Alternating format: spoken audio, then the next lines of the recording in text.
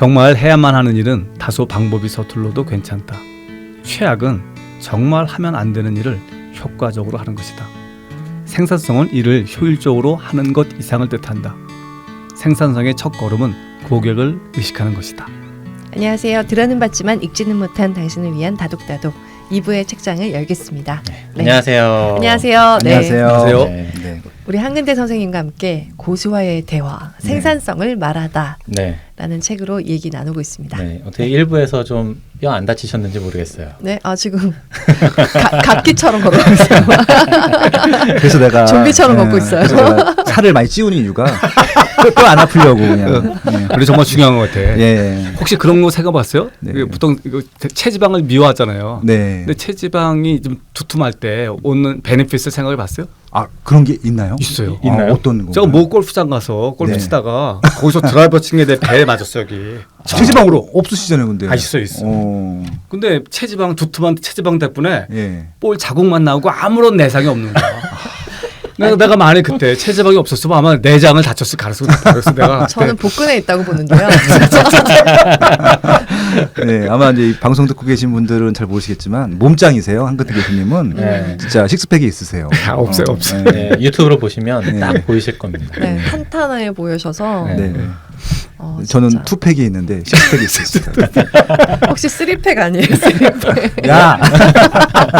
죄송합니다. 제가 그래서. 네. 음, 자, 그럼 우리 어디부터 얘기해 보면 좋을까요? 저희가 1부에서 1장, 2장을 주로 좀 이야기를 나눴던 것 같아요. 그래서 네. 2부에 보면 2부에서는 조직 문화 이야기도 좀 해볼 수 있을 것 같고, 그리고 생산성을 올리기 위한 구체적인 또 방법도 소개해 주셨잖아요. 네. 그런 부분 좀 이야기 나누면 좋을 것 같습니다. 여기 좀 저도 읽어보고 싶은 구절이 있어서 네. 그 간결함에 대한 음. 정의를 핵심을 정확하게 전하는 기술이라고 이제 정의를 좀 해주셨어요. 네. 근데 이게 이제 얼마나 당신이 간결한가 좀 자문해 볼 수 있는, 자기를 스스로 되짚어 볼 수 있는 그런 네. 질문들이 있어서 그걸 좀 읽어봐 드리면서 이야기를 이어갈게요. 네. 당신은 얼마나 간결한가? 상대를 지루하게 하는 재능이 있는 건 아닌가? 간결함에 대해 점검해 보자. 1시간 분량의 정보를 2분 남짓한 길이로 요약할 수 있는가? 5줄 안에 핵심이 담긴 이메일을 쓰고 있는가? 그림은 많고 글이 적은 슬라이드 10장 이내에서 당신 생각을 확실하게 전달할 수 있는가? 복잡한 아이디어를 간단한 이야기 혹은 비유나 은유로 전할 수 있는가? 중요한 소식을 기자처럼 전문적으로 전달할 수 있는가? 어려운 전문 용어 대신 쉽고 명확한 단어를 사용하는가? 상대의 집중력이 떨어진 사실을 바로 알아차리는가? 이 항목에 모두 예스라고 답한다면 당신은 간결한 사람이다. 네. 몇 개나 예스를 답하실 수 있으십니까? 저는 간결한 사람인 것 같습니다. 네. 저는 이 대목을 읽으면서 네. 제가 책으로 웹툰을 그렸잖아요. 네, 맞아. 그때가 되게 떠올랐어요. 어떻게요? 그래서 이렇게 사피엔스를 읽으면서 이거를 웹툰으로 그려보겠다라는 음. 결심을 했는데 너무너무 힘들었었거든요. 그러니까 이거를 요약할 너무 방대하잖아요. 방대하죠. 정말 사피엔스는. 네. 근데 이것의 어떤 핵심을 요약하고 싶다는 어떤 좀 집념 같은 게 있었어요. 약간 그래서 그때 되게 성장을 많이 한 것 같아요. 네. 그 책을 요약해 보려고 하고 또 이거를 쉽게 만화적으로 전달하려고 또 은유와 표현 뭐 재밌는 그렇죠. 유머와 이런 네, 것들을 네, 넣어서 하려다 보니까 되게 힘들었는데 그때 좀 는 것 같아요. 간결하게 표현하고 그렇지. 설명하는 그런 것들. 그래서 이 부분에 그럴 때라면 나는 예스라고 해야겠다 라고 생각했는데 보통은 좀 감성적인 편이어서 딱 전달을 하는 게 아니라 내 마음이 이랬는데 그래서 이런 마음이었고 그런 마음이었는데 그래서 이렇게 했어. 이렇게 되는 경우가 좀 많아요. 그렇지, 평소에는. 그렇죠. 네. 아니, 진짜 그건 진짜 별도 따로 얘기하고 싶었는데 저는 로사님한테 처음 반한 게 그 웹툰이었어요. 정말 그 간결함 단순함의 극치였었거든요. 그러니까 그래요? 예, 사피엔스 위트도 있고. 예, 저희가 한번 링크 보내드릴 텐데 네. 사피엔스라는 책보다 훨씬 더 좋았어요. 아니, 그럴 리는 없고요. 네, 그래서 거기다가 제가 굉장히 어려운 책을 예, 어려운 책을 웹툰으로 그릴 수 있어요? 그러니까요. 그게 또 능력인 것 같고 굉장히 고민을 많이 한 거죠. 그러니까 간결하게 하기 위해서. 근데 거기다가 진짜 한글 그 글씨를 영어로 바꿔서 유발하한테 주면요 올 것 같아요 바로. 정도예요? 네, 그 정도였었어요. 그래요? 그거 꼭 봐야 되겠나? 못 봤어요. 네. 보여드릴게요. 사실 이 질문 다음에 네. 좀 이어지는 그 내용이 조금 더 좀 뭐랄까 확 와닿는 네네. 명치를 또 때리는 네네네. 그런 내용들이 있어요. 그만 때려. 아니 근데 저도 스스로 제가 좀 네. 이렇게 단순해지고 싶고 간결해지고 싶고 문장도 좀 간결하게 쓰고 말도 좀 그렇게 명확하게 하고 싶은데 잘 안 되기 때문에 네. 좀 보면서 좀 많이 좀 움찔움찔하면서 읽었는데 네. 여기서 간결함이 떨어지는 이유에 대해서 또 말씀을 해주세요. 근데 좀 제가 생각했던 거랑 다른 답변이라서 좀 간결하게 얘기해 줄래?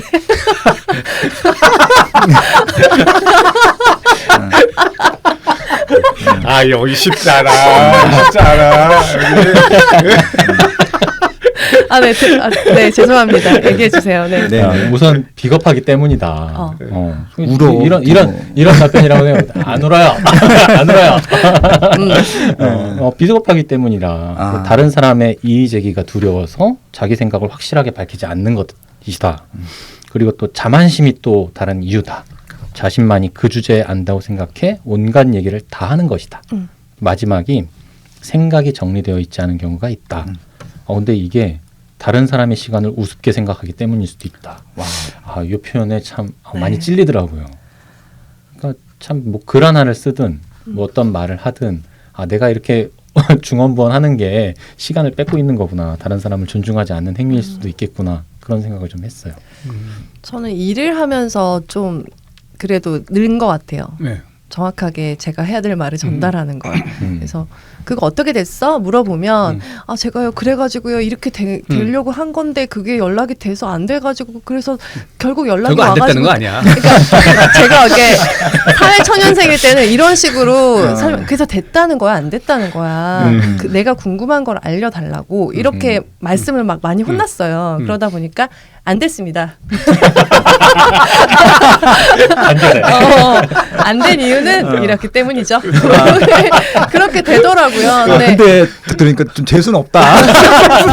아까 첫 번째 전자가 좀 친근하긴 해요. 듣고 그러니까 근데 제가 언제 느꼈냐면 이제 그런 사회초년생 친구가 이제 어쩌고 저쩌고 그런 제가 했던 것처럼 얘기할 때 되게 거슬린다, 그렇죠. 답답하다라고 느낀 적이 있었어요. 그래서 저 얘기는 안 해도 될 텐데 그건 다 아는데 결과만 좀 얘기해주지 이런 생각이 들었을 때 나도 좀 바뀌었구나라고 느꼈었거든요.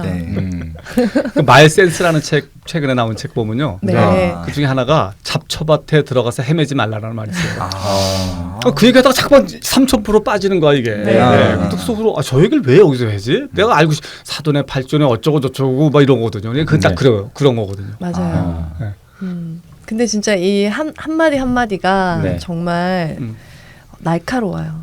네. 그래서 베일 것 같이 아프면서도 그래서 정말 잘 깨닫고 내가 잘 해야겠다 이런 생각이 들었어요. 제가 면도하다가 잘 안 베는데 네. 오늘 뵀어요. 지금 책을 하려고 하면 된 것 같아. 너무 날카로운 책이었어요. 그래서 제가 이제 내가 왜 이런 생각을 하게 됐을까라는 생각을 많이 하거든요. 네. 그래서 저는 어렸을 때부터 답답함이 있는 거니까. 답답함 중에 하나가 왜 어른들은 저렇게 말도 안 되는 얘기를 할까. 그래서 특히 이제 요즘 보면 이제 우리 주변에 노인들이 많잖아요. 우리 어머니도 뭐 거의 90 다 됐죠. 이모 이런 사람들 보면 경로당 대화라는 거야. 경로당 대화. 경로당 대화. 경로당 대화가 뭔지 아시죠? 말하는 사람은 있는데 듣는 사람이 없는 거야. 에브리바디가 다 말해. 우리 엄마는 우리 엄마대로 얘기하고 이모는 이모대로 얘기하고 듣는 사람이 없어. 막.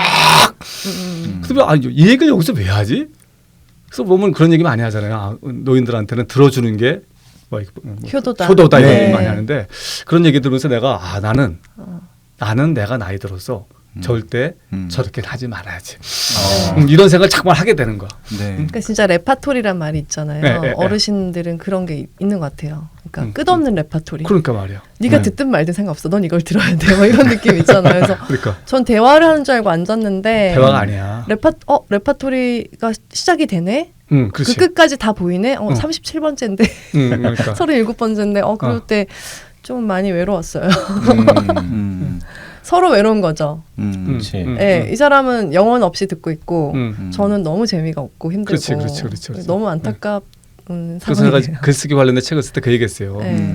나이가 들수록 하고 싶은 얘기가 많은데 들을 사람이 없잖아요. 어. 한 번 잡히면 죽는 거 걔는. 그날은 죽었다고 생각해야 돼. 그게 자꾸 피하게 되잖아. 네. 네. 근데 그때 가장 좋은 방법이 자기가 하고 싶은 얘기를 글로 옮겨라. 글로 옮길 때는 듣는 사람이 없어도 상관없잖아. 내가 그러네. 자판만 두들기면 되니까. 그러니까 그 외로움이 사라질 것이다라고 저는 얘기했거든요. 멋지다. 멋지다. 야.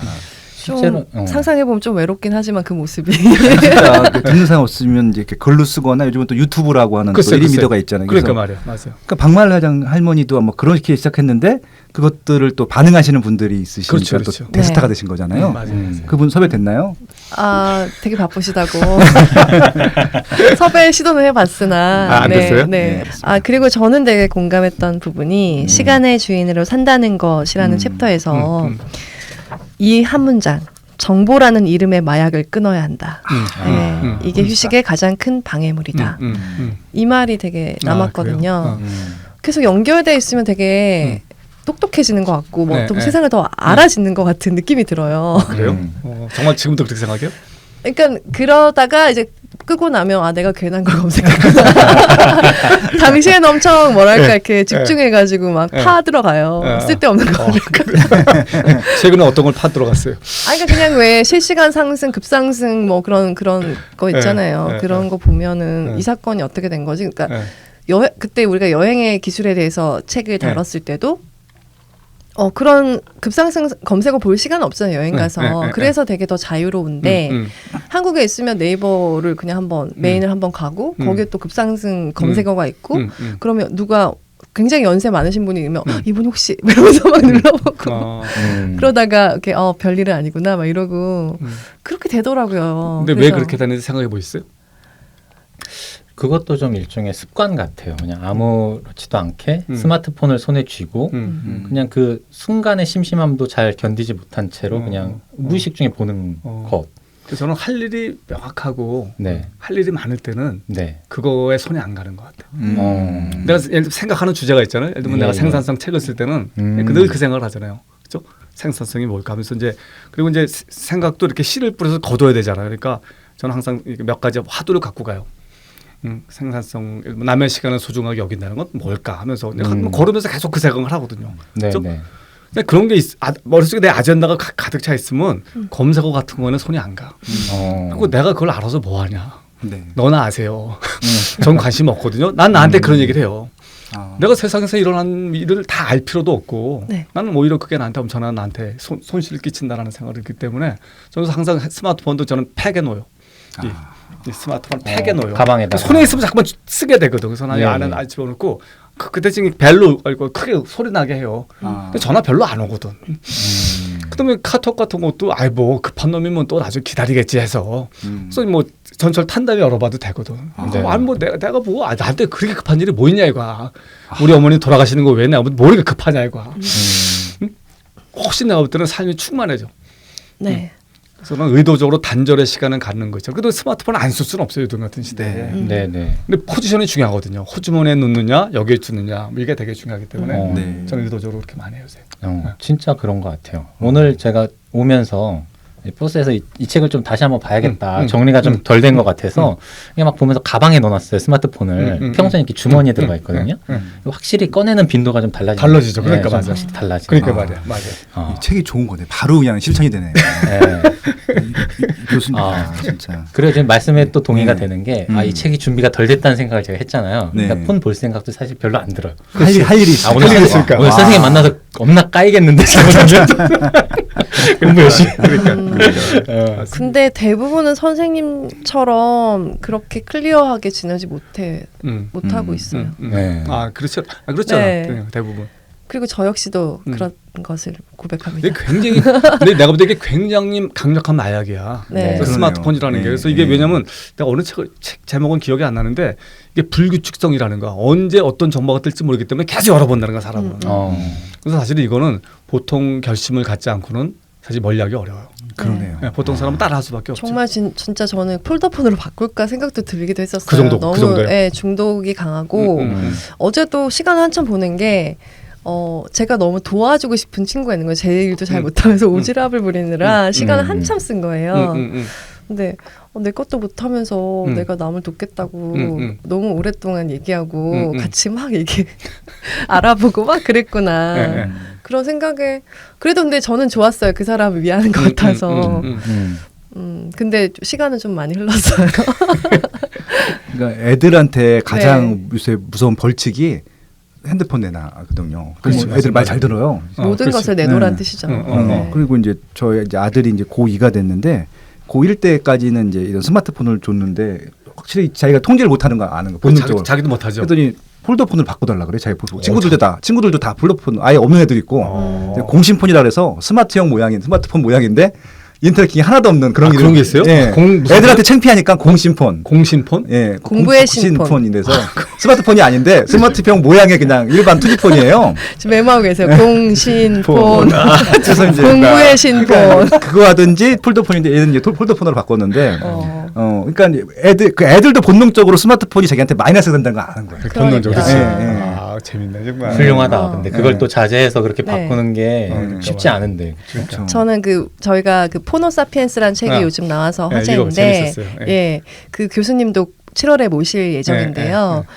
저는 약간 여쭤보고 싶은 게 핸드폰을 자유자재로 쓰고 거기서 사람들과 연결되고 그런 것들이 되게 적당선에서 할 수 있는 것 같아요. 그러니까는 우리가 주로 활용하는 기능들은 그냥 얼마든지 빨리 능숙해질 수 있잖아요. 그렇죠. 근데 문화를 바꾸고 어떤 사업을 할 수 있는 거는 프로그래밍 쪽으로 가야지 되는 건데 되게 폰 사용 자체를 너무 막지 마라. 그것도 세국 정책처럼 어린이들에게 이렇게 기성세대의 그런 관점에서 폰 사용을 너무 막지 마라라는 그런 말씀이신데 저는 조금 그거 여쭤보고 싶더라고요.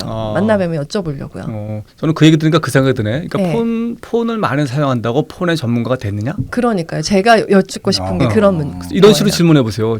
예를 들면 내가 어떤 회사를 다녔어요. 네. 그러면 그 회사 다닌다고 전문가가 되느냐? 저는 항상 원주민과 전문가로 구분해서 얘기하거든요. 그 일을 오래 했다고 전문가냐 이거야. 원주민은 가능성이 많거든. 원주민은 오랜만 산 사람이야. 한 번에 이해가 돼요. 나는 대부분의 사람들이 원주민일 가능성이 있어요. 그래서 저도 포노사피엔스를 읽고 아이들에게 이렇게 한글을 가르칠 때도 앱이 좋은 게 있더라고요. 한번 시켜보기도 하고 너무 긴 시간은 아니지만 그렇게 해보고는 있어요. 저도 사실 그 질문 하고 싶었어. 예. 그 최세봉 교수님인가? 네, 맞습니다. 맞아요. 예. 그래서 그 질문 하고 싶더라고요. 네. 그때 오셔도 됩니다. 네. 아닙니다. 아닙니다. 저는 아니라고 생각합니다. 제가 한번 여쭤볼게요. 네, 그게 저의 질문이었어요. 그 책에 대해서. 네. 네. 이제 좀 조직 문화 쪽에서도 좀 질문 드리고 싶은 게 이제 회사 생활을 하거나 또는 다른 스타트업 기업에서 책의 사례도 몇 개 나오는데 이 생산성 높은 기업의 특징 그런 것들을 좀 다뤄주셨어요. 예, 그런 것들도 좀 말씀을 해주시면 참고가 되고 도움이 될 것 같습니다. 여러 가지 측면이 있겠지만 저는 자발성이라고 생각해요. 자발성. 네, 생산성의 가장 최고봉은 알아서 하는 거죠. 집도 그렇잖아요. 애들 공부 잘하려면 알아서 공부하게 되면 돼요. 최악은 잔소리 드리븐 리더십이죠. 그러니까 잔소리 드리븐 리더십 계속 들들들들 볶아서 애들이 엄마 앞에서는 공부하는 척하지만 사실은 딴짓을 하는 거. 직장도 그렇잖아요, 사실은. 보통 우리가 직장에서 얼라 취급을 하잖아, 얼라. 그렇죠? 뭐 통제하고 감시하지 않으면 쟤는 딴짓한다라는 가설을 갖고 있잖아요. 그러니까 뭐 출근 시간, 뭐 퇴근 시간 다 하잖아요. 뭐 근무 시간에 몰입하는지 안 하는지. 근데 나는 그게 가능하냐 이거야. 인간을. 난 베스트는 아무것도 통제하지 않는 거야. 그래서 결과물로 내놓으면 결과물로. 근데 그게 하루아침에 가능하겠냐 이거죠. 그런 조직 문화를 만들어내야지. 그렇죠. 그래서 특히 요즘 같이 이런 뭐 굉장히 전문적이고 지식 농축적이고 한 직업일수록 훨씬 더 심하거든요. 그래서 저는 제가 이제 그런 생각을 더 하게 된 건 제가 LG화학 그 연구원장이 제 친구고 작년에 퇴임을 하는데 어쨌든 한 40년 정도 거기 있었거든요. 근데 한 직원이 한 5천 명 정도 돼요. 근데 사실 이제 그 회사 화학이라는 게 사실 전자보다 훨씬 팬시하지 않거든요. 근데 그 LG화학은 사실 성과를 많이 냈어요. 뭐 배터리도 만들어내고 무슨 전기차, 편광판도 만들고 굉장히 성과를 많이 내는데 그건 아닌가? 그 친구가 제일 신경을 많이 쓰는 건 조직 문화야. 그러니까 예를 들면 얘가 뭐 캘텍에 있는 박사를 끌어올 때 돈 더 준다고 오지 않는다는 거예요. 걔들은 다 전화해 보거든요. 야 거기 어떠냐 했을 때 야야 여기 아니야. 여기 아닌 것 같아. 나도 안 나갈 한다는 거야. 거야. 막 이런. 근데 다소 비용 다소 피해가 적더라도 야 우린 재밌어. 우리 할 수 있는 거 다 할 수 있고 팀워크도 좋고 인간 존중을 해주고 막 그렇죠? 근데 그 시간은 걸렸지만 이미 그렇게 딱 셋업을 해놓으니까 좋은 직원들이 오는 거예요. 그래서 지금 거기 부사장 같은 분은 거기 서울대 교수하다가 오신 분이 계시거든요. 네. 서울대 정교수를 하다가 이진규 박사라는 분은 서울대 화학과의 정교수였는데 여기 안시영님도 오셔서 마음에 드는 거야 이게. 그래서 서로 여기 투합돼서 지금 이제 해갖고 지금 부사장까지 올라가시는데 그분도 그런 생각을 하는 거야. 근데 그분이 오게 된 거는 첫 번째는 그런 거니까 학교는 그러니까 이런 시설 같은 게 좀 낙후돼 있잖아요. 근데 자기가 하고 싶은 일로 성과를 내려면 시간이 많이 걸리는데 여기 왔더니 인력도 많고 시설도 좋으니까 여기 하면 빠른 시간 낼 것 같다. 거기다가 이제 분위기도 좋으니까 딱 오신 거거든요. 근데 그런 사람이 돈으로 오냐 이거야. 맞아요. 결국에는 그 가치에 대한 부분도 여기 얘기해 그쵸, 주셔서 그쵸. 네, 네. 네. 그러니까 그 자기가 자발성이 있다는 건 어쨌든 같은 가치를 회사 안에서 갖고 있어서 거기에 대한 자발성이 그쵸, 나와야 그쵸. 되는 거잖아요. 예. 그래서 자신의 가치 또 회사의 가치를 맞춰서 그런 부분들도 굉장히 우리나라에 좀 많이 퍼졌으면 좋겠어요. 그러니까요. 그런 문화가. 네. 혹시 선생님이 최근에 네. 이렇게 컨설팅 네. 하시는지는 잘 모르겠는데 그런 만나봤던 기업들 중에 네. 여기 정말 잘 돌아가는데 네. 뭐 이런 기업들 혹시 있으셨나요? 이 책에 소개했는지 모르겠는데 저는 네. 예를 들면 지금은 좀 약간 마즈라는 회사 같은 회사가 되게 예. 있는데 마즈죠? 네. 마즈 같은 회사가 그게 M&M 초콜릿 만들고 네. 무슨 리글리 껌 하고 있고 이런 네. 회사인데 거기가 사실은요 참 괜찮았었습니다. 거기가 일단 뭐 별 통제 없고 가치로 움직이는 조직의 가치. 네. 그렇죠? 예를 들면 거기에 핵심 가치 중에 하나가 상호 의존성이거든요. 영어로 뮤추얼리티예요. 뮤추얼리티. 이게 뭐냐면 우리가 사업을 할 때 상호 존중이 중요하다는 거야. 상호 이익이. 그래서 상호 이익 하게 되면 뭐 직원도 중요하고 협력 업체도 중요하고 심지어는 경쟁자도 중요한 파트너라는 생각을 하는 거. 경쟁자를 밟아야 될 사람이 아니고 네. 같이 가야 될 사람으로 생각한다는 거. 근데 그런 가치가 언제 발현되냐면요. 의사결정할 때 발현되는 거예요. 그래서 예를 들면 어떤 일이 있었냐면 한 번은 이제 그 총무부장이 이제 리스하는 차 리스를 하잖아요. 영업사원이 많으니까 한 100대 정도 리스를 하는데 예를 들면 한 10억 정도가 들어간다 그러면 이 사람이 막 이제 어떤 다른 리스 업체를 찾아서 가격을 다운한 거. 그래서 한 3억 정도로 다운할 수 있는 거. 네. 업체를 바꾸면. 그래서 그걸 올린 거 아젠다로. 근데 그 신입사원이 이제 약간 우리말로 하면 약간 시비가 들어온 거지. 어택이 들어간 거지. 아니 근데 그렇게 되면 우리가 부르짖는 뮤추얼리티에 위반 아니냐. 가격 좀 깎아준다고 기존 업체를 버리고 새로운 업체를 하는 게 그게 좀 우리 가치에 어긋나는 거 아니냐라고 태클을 걸었어요. 우리나라 기업에서 그런 일이 벌어지면 어떻게 될 것 같아요? 응? 그냥 끌려나가서 아마 좀 무슨 일 좀 당하겠죠. 그 총부장이 그거 메이크 센스다. 그래서 거기에 대해서 디베이트가 벌어지고 결국 없던 일이 된 거야. 응? 근데 그게 이제 삶을 지배하는 거거든요. 그럼 굉장히 사실은 의사결정이 편해요. 네. 근데 대부분은 상사가 막 그때 바꾸거든. 어떨 때는 이게 하라고 그러고. 그러니까 항상 헷갈리는 거야. 그러니까 항상 눈치를 보잖아 또. 네. 맞아요. 그러면 그게 다 비용이거든요. 의사결정 속도 같은 것들이. 그래서 나는 그 회사 보면서 근데 그 회사가 지금은 좀 바뀌었다는데 37조고 전 세계에 엄청나게 많은 인력이 있는데 본사에 딱 100명밖에 없대요. 본사 100명에서 왜? 100명을 하는 이유는 뭐냐면 다 알아서 하라는 거야. 코리아는 코리아대로, 대만은 대만대로. 자발성으로. 그래서 이제 가치라는 게 무능지 가치. 이 가치에만 위반되지 않으면서 거기 오너는 돌아다니면서 맨날 그런 걸 물어본다는 거야. 가치가 잘 구현되고 있느냐? 가치를 구현하는데 혹시 장애물이 되는 게 없느냐? 내가 도와줄 게 없느냐? 다른 건 물어보지 않아. 매출이 어떠느니 뭐 성장 이런 얘기는 물어보지 않고. 그래서 저는 그런 식으로 생각해요. 우리 상사성이 되게 떨어지는데 핵심 이유 중에 하나가 철학의 빈곤이야. 철학이 없는 거야. 내가 이 사업을 왜 하는지. 돈 번 다음에 뭘 어떻게 하겠다는지가 없는 거야. 돈 버는 게 목적이 되거든요. 그러면 사실은 헷갈리는 거야. 그래서 저는 사실은 이게 말은 생산적이지만 이거의 뿌리는 철학의 빈곤이고 철학을 바로 세우고 개인의 철학을 바로 쓰고 그걸 조직에 적용하고 그게 회사의 문화로 자리 잡은 우리가 간섭할 필요가 뭐 있어요. 그렇지 않겠어요? 근데 이게 없다 보니까 그때 막 그냥 통제해야 되고 그래서 저는 말은 생산적이지만 사실 그래서 저는 이제 한 몇 년 후에는 철학적으로 한번 나가보려고 그래요. 네. 철학. 네. 제가 요즘에 그런 유튜브를 보거나 책을 봤을 때도 우리가 너무나 당연하게 생각했던 기업은 이윤 추구를 하는 집단이다. 그건 너무 당연한 말이었는데 그런 말들이 정말 맞는 것인가? 라는 그런 되물음이 많이 느껴져요. 저희가 보살핌의 경제학이라는 책도 그 미래의 서재에서 다뤘었고, 그리고 또 뭐 그런 요즘에는 그런 창업자 정신 그런 얘기들을 많이 하잖아요. 그랬을 때 기업이 반드시 이윤 추구만을 해야 하는가? 아니죠, 요즘은. 예, 그 부분에 대해서도 좀 생각이 달라져야 되는 거구나. 그렇죠. 문화가 좀 달라지고 있구나라는 느낌이 오더라고요. 그렇죠. 예전에는 이윤 추구만으로 됐는데 지금은 아니에요. 지금은 뭐 대부분 한 게 어쨌든 돈을 번 사회에 대해서도 일정 책임이 있다라는 생각도 들고, 사회가 다원화되면서 국가가 할 수 없는 일을 해야 된다는 생각도 있기 때문에 다 다른 것 같아요. 근데 그게 난 철학이라고 생각하는 거죠. 네. 맞아요. 그러니까 말이야. 그래서 미션이라고 표현을 하더라고요. 구글의 미션이 또 있고. 구글의 미션. 그렇게 철학을 그러니까. 미션이라고 표현한, 우리는 이런 문제점을 해결하겠다. 맞아요. 이런 것을 제공하겠다. 그러니까 미션의 정의가 뭐냐면 영어로 하면 Why do I exist거든요. 내가 왜 존재해야 되지? 우리 기업이 사라지면 어떤 일이 벌어지지? 근데 굉장히 많은 기업은 사라져 주는 게 도움이 되는 경우가 많아. Please. 그렇잖아요. 너 누구라고 지칭을 하지 않지만 우리 알잖아. 일장에 굉장히 많이 성토를 해놓으신 어떤 조직도 있어요. 또. 맞습니다. 미션 중요하죠.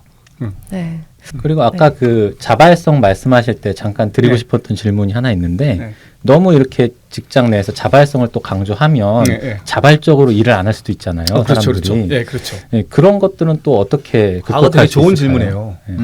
그래서 저는 경영의 출발점은 채용이라고 생각해요. 그래서 제가 뭐 한 10년 전에 채용이 전부다라는 책도 제가 썼는데, 아니 그러니까 제대로 사람을 뽑으면 관리할 필요가 없는 거예요.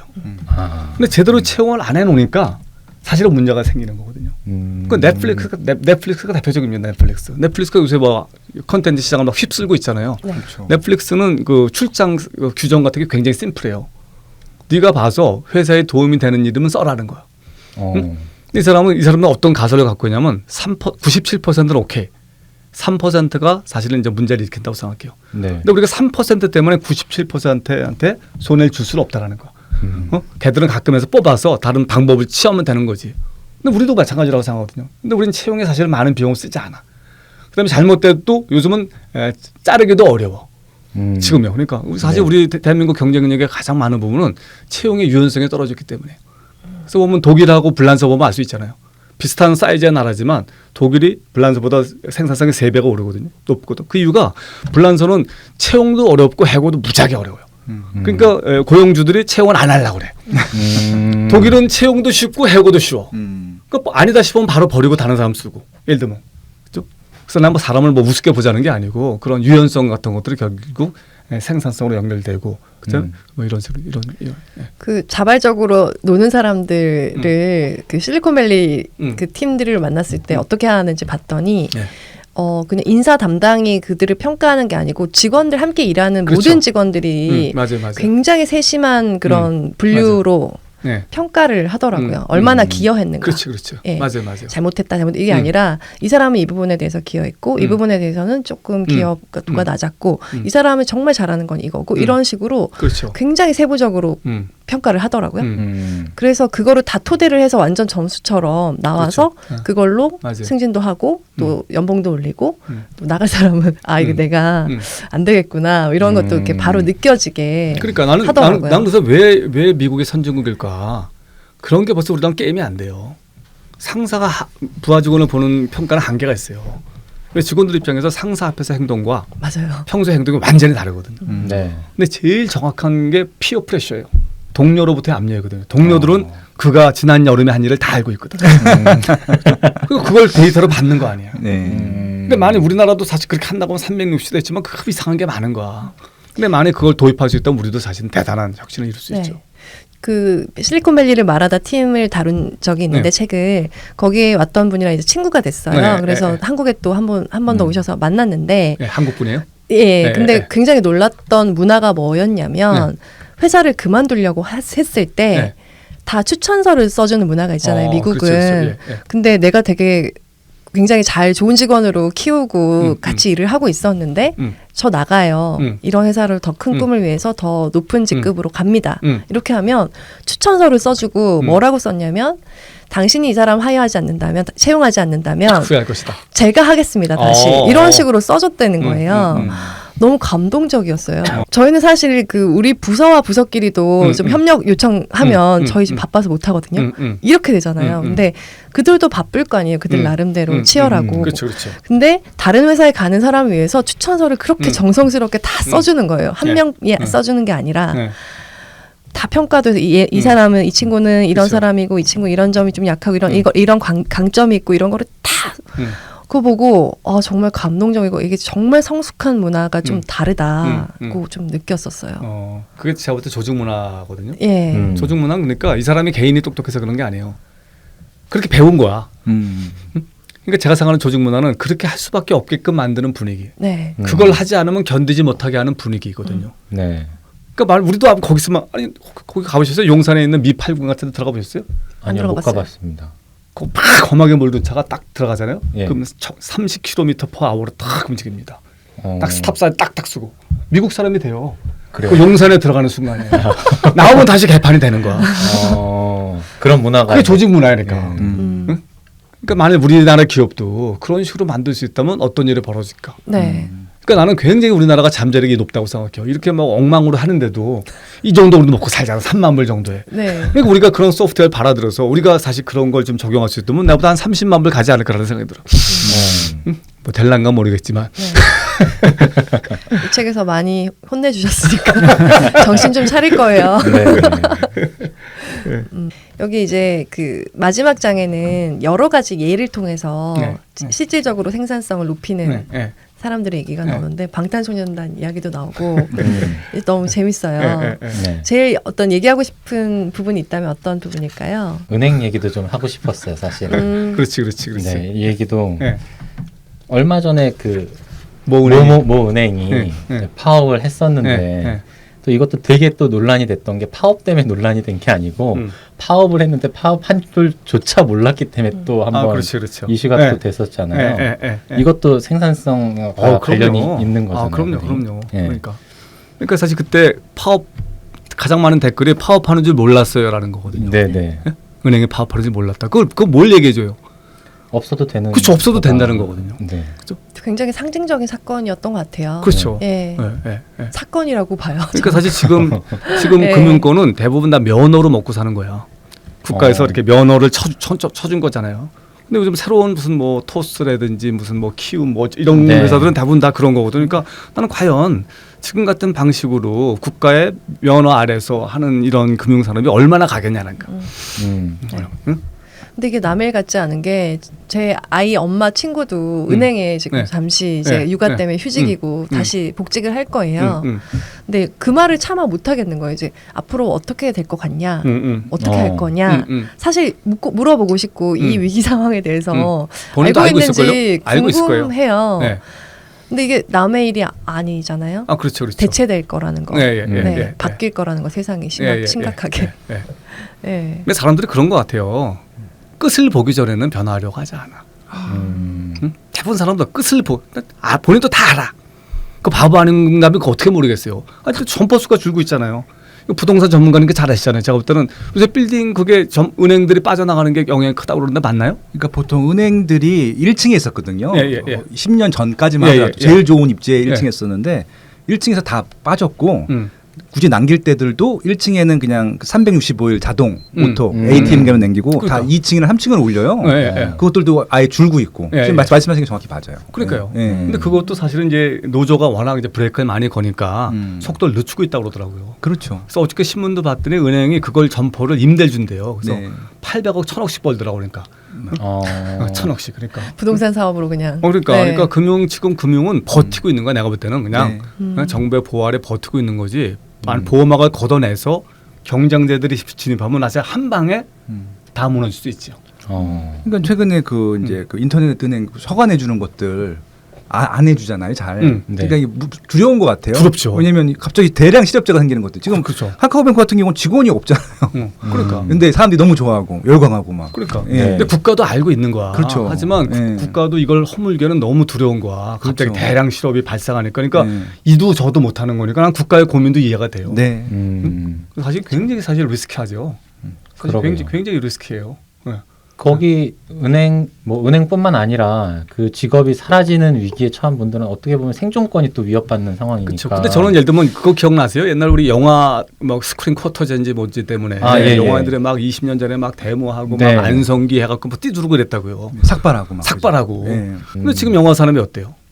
너무 훨씬 좋아. 번성했다고요. 예. 지금 전 세계 영화 산업이 다 망했어요. 할리우드 때문에 홍콩도 무너지고 스페인 뭐 불란서 다 안 되는데 우리나라가 그래도 유일하게 영화 산업에서 버티고 있거든요. 평화가 50% 되거든요. 그렇죠. 네. 난 여러분 그걸 보면서 뭘 느껴요? 나는 생산성을 올리는 가장 좋은 방법은요. 경쟁력 잠깐 집어넣는 거야. 나는 은행도 마찬가지로 생각해요. 은행에 있는 사람이 똑똑하거든. 그렇죠. 예. 근데 바보를 만드는 거야. 붙어라 이거지. 네. 경쟁자들 들어와서 그게 무슨 뭐 토스가 됐고 뭐가 됐고 다 들어와서 붙어라 이거지. 그럼 우리나라 은행이 왜 지겠냐 이거야. 난 그래서 생산을 올리는 가장 좋은 방법은 자꾸 경쟁자 드립해야지. 스크린 커터 같은 거 보면서 보호하는 게 능사가 아니잖아요. 애들도 그렇잖아. 애들 과보해봐. 나중에 병신 되잖아. 그러니까 기존에 힘들이 있는데 그걸 활용하면은 더 그러니까. 기존 그러니까 신생업체보다 훨씬 잘할 수 있는데 맞아. 안 해요. 안 하지. 그런데 지금 은행뿐만 아니라 방송국도 마찬가지거든요. 기존 지상파 방송국 이제 안 봐요. 그렇지. 다 유튜브 보고 기존 조그만 개인 채널들 보거든요. 그래서 지금 방송국들이 되게 고민일 것 같아요. 거기도. 그런 엉망진창이죠. 본인들도 다 알고 있어. 우리는 이대로 가면 죽는다는 거를. 근데 아무도 모르게 하죠. 휙 하면서 우리가 죽는다는 사실을 아무한테도 알리지 말라는 거야. 근데 그게 알려진 게 본방사수라는 말을 하잖아요. 근데 이게 사수라는 말이 사실 죽음으로 지킨다는 거 아니야. 그러니까 이게 본방사수 이게 굉장히 예능적으로 외치지만 그게 되게 지금 완전 이제 턱 밑까지 왔다. 그게 느껴지는 외침인 것 같아요. 그러니까 나는 정말 이 책을 통해서 드리고 싶은 얘기는 믿어라 이가 나를. 나의 잠재력, 나의 무한한 잠재력을 믿어라 이거죠. 근데 잠재력은 그냥 나오지 않거든요. 뭔가 절실함, 어려움, 변화의 와중에서 나오는 거지 보호하고 이런다고 나오는 게 아니거든요. 개인도 조직도. 그러니까 나는 사실 웬만하면 다 풀어라 이거지. 대한민국 사람 믿어라 이거. 아니 골프 보세요. 무슨 정부에서 LPGA 도와줬어요. 그래서 이정아 식스가 이번에 또 US 오픈 우승했잖아요. 감동적이었어요. 정부가 만일 그래서 그 얘기했잖아요. LPGA에서 왜 여자가 강하냐.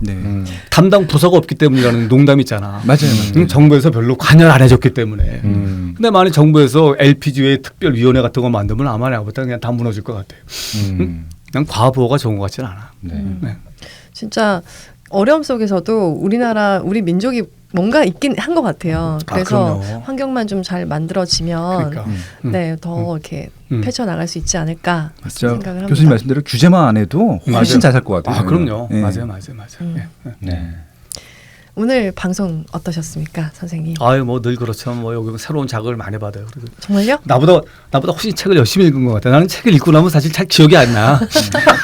얘기 들으면 기억이 나. 그냥 다음 스텝으로 생각하셔서 그런 거 아니에요? 다음 이슈가 갇혀서. 이게 그런 게 있어요. 제일 생산성에 대한 생각을 많이 할 때는 책을 쓸 때야. 그때 정말 하루 24시간 생산성 생각만 해요. 근데 쓰고 나면 확 긴장이 풀어져요. 그러면서 그 자동 삭제가 되는 것 같아. 맞아요. 여자 꼬실 때 그러잖아요. 일단 내 여자가 된다면 갑자기 여기 편집해 주세요. 죄송합니다. 방송이고 생각합니다. 이거를 되게 에코 넣어가지고 크게 해주세요. 죄송합니다. 그리고 사모님한테 소문해드리세요. 사모님한테.